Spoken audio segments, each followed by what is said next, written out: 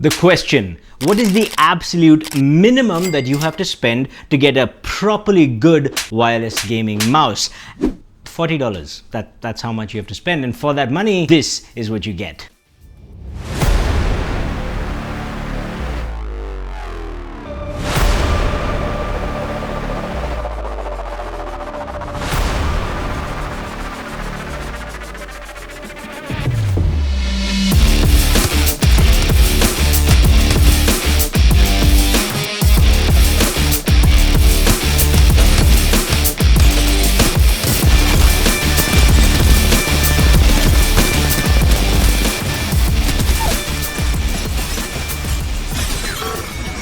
I once challenged myself to find the best wireless gaming mouse for under a measly $25, and that yielded some pretty interesting results, especially the Red Dragon Mirage, which honestly was a surprisingly nice mouse given that measly budget. But even that mouse failed in one major respect: the sensor. None of the sensors in that shootout could keep up with the demands of a fast-paced FPS game. That's just what you got for $25.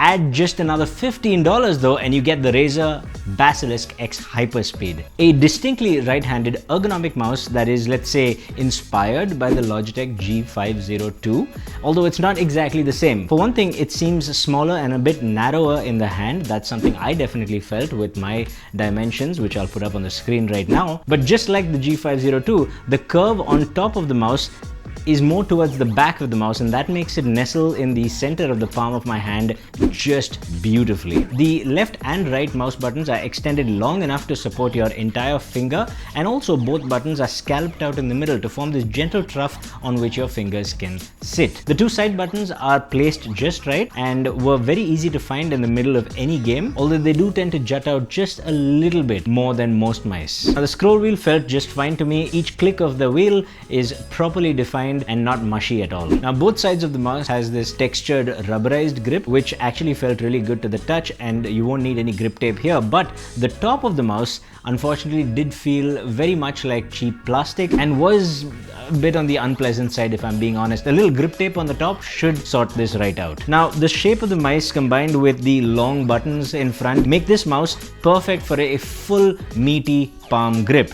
You could even use it for a fingertip or a claw grip. In fact, for a claw grip, I would argue that the hump on the back of the mouse provides a nice surface against which you can lodge your palm. But this is where we run into one of the biggest issues with this mouse, and that is the weight. At a time when most manufacturers are making their mice lighter and lighter, well, it's not a fair comparison. This is an older mouse, but you can definitely feel the heaviness.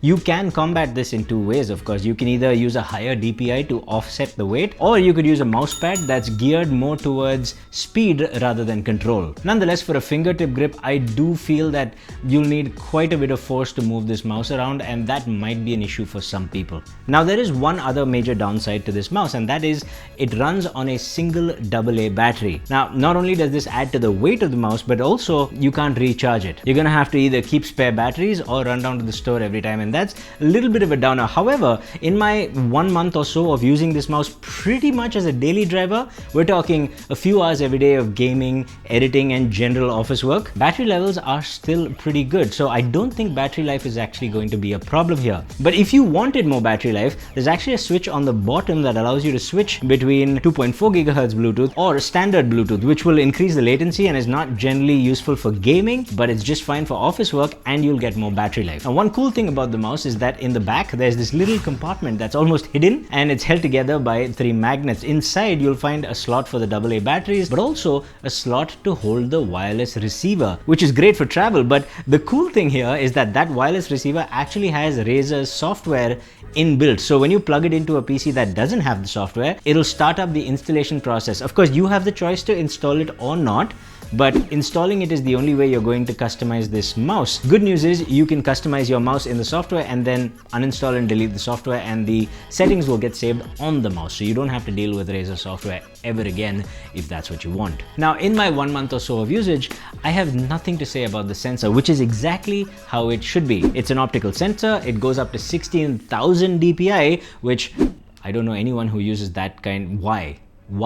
But the sensor kept up with everything I threw at it, no issues, consistent performance. This is exactly what we wanted to solve from our $25 budget mouse shootout that we did earlier. All the little negatives that I've pointed out, almost all of them kind of pale in comparison. They're irrelevant when you think that this thing is just $40. The only things that I would say are important to keep in mind is the fact that the mouse is a little bit on the narrower side, so your right side of your palm might be left a little unsupported. Also, the sheer weight of the mouse might be a turn-off for some people. And there you have it. If you can either get over the weight or you don't mind the weight, then the Razer Basilisk X Hyperspeed is a proper wireless gaming mouse with no real compromises in performance for $40. That is awesome.